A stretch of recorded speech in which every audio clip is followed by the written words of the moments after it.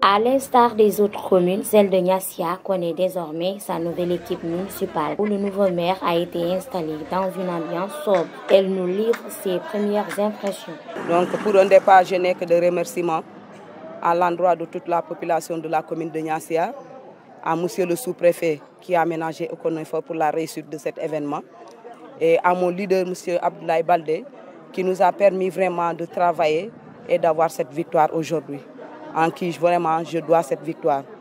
Et je remercie tout le monde aussi, et surtout la coalition ICS qui a abattu un travail énorme dans cette commune, d'avoir cette victoire éclatante que nous avons eue le jour des élections. Et je remercie aussi les autres partis. Certes, ils ont perdu. Moi, je me dis que c'est une bataille qui est perdue, mais ce n'est pas la guerre. Car la guerre, c'est le développement. Dès que nous allons réussir le développement, donc la guerre sera vraiment gagnée. Donc j'appelle à tout un chacun, comme je l'ai si bien dit. Et je tends la main à tout un chacun aussi, à toutes les partis confondus, car pour moi, aujourd'hui, la politique est terminée. Aux gens qui étaient dans d'autres partis, de venir s'allier à nous, afin que nous puissions travailler. Déjà, un conseil est déjà mis en place, dont certains partis politiques font partie. Je pense qu'on ne parlera plus de questions de parti, on ne fera que travailler pour le développement de cette commune, afin que d'ici 5 ans, nous puissions vraiment développer la commune de Niassia, que la commune de Niassia puisse être l'une des meilleures communes du département de Ziguinchor. Vraiment, c'est ça mon souhait aujourd'hui. Je tends la main à tout un chacun, à tous les natifs de la commune de Niassia qui sont dans la commune, qui sont dans le département, qui sont dans la région, qui sont ailleurs, qui sont dans la diaspora. Je leur tends la main de venir vraiment s'allier à nous, afin qu'ensemble nous puissions développer la commune de Niassia. Pour moi, ce qui est le plus urgent ici aujourd'hui, c'est l'électricité, l'accès à l'électricité et l'eau.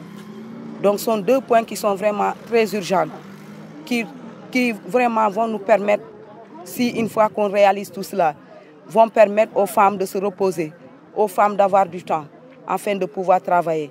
L'électricité aussi va nous permettre de faire tout ce que nous pouvons faire, surtout nos enfants, car les études d'aujourd'hui, sans énergie, c'est comme si vous n'êtes pas au diapason. Les populations de la commune de Niassia ont toujours œuvré pour le retour de ces villages déplacés. Donc aujourd'hui, nous n'en sommes qu'en 5 seulement, alors que hier, on faisait plus de 10 villages qui sont déplacés. Mais aujourd'hui, Dieu merci, les populations eux-mêmes ont pris les choses en main pour vraiment gérer ces situations et permettre les populations déplacées de Niassia de revenir. Car nous avons un cadre. Nous avons été accompagnés par des partenaires comme Oussoforal. Il y a l'ONG 3D qui est là, il y a Kabon Ketor qui est là, il y a la plateforme qui est là. Des partenaires qui nous ont accompagnés, qui nous ont aidés, qui nous ont formés et qui nous ont permis aujourd'hui de prendre les choses en main. Nous avons eu la chance, certes, avec la crise, d'être accompagnés par plusieurs organisations qui ont permis aujourd'hui aux femmes d'incarner ce leadership, ce fort leadership féminin. Aujourd'hui, même si vous voyez que le niveau d'alphabétisation au niveau de ces zones rurales est bas, mais malgré cela, vous voyez des femmes qui ont un niveau d'études très bas, mais qui ont un leadership bien incarné, un leadership très fort. Et vous le voyez dans ce conseil que nous avons aujourd'hui, nous avons des femmes leaders, des femmes incontournables.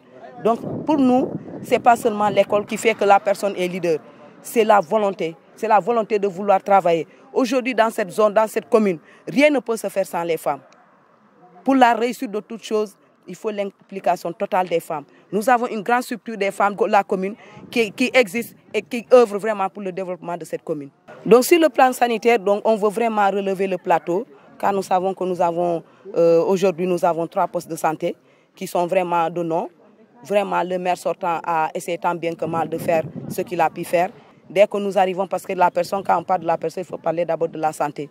Donc nous, ça va être notre cheval de bataille pour que vraiment nous puissions relever le plateau sanitaire de la commune de Niassia, afin que nous puissions disposer de certaines choses. Parce que vraiment, si vous voyez aujourd'hui toutes les femmes de la commune de Niassia, une fois que si une femme est en état de grossesse pour faire des échographies, des analyses, elle est obligée de se rabattre à Ziguinchor, faire des dépenses supplémentaires pour aller à Ziguinchor, ou bien passer des jours à Ziguinchor afin de pouvoir faire ses examens. Donc aujourd'hui, notre souhait est de permettre à ces femmes de trouver tout ce dont elles ont besoin au niveau de ces postes de santé de la commune de Niassia. Venu présider la cérémonie d'installation, le sous-préfet de Niassia appelle les conseillers au travail pour l'intérêt général de leurs administrés. Les élections se terminent. Le seul parti qui soit un parti qui doit mobiliser les gens, c'est la commune de Niassia.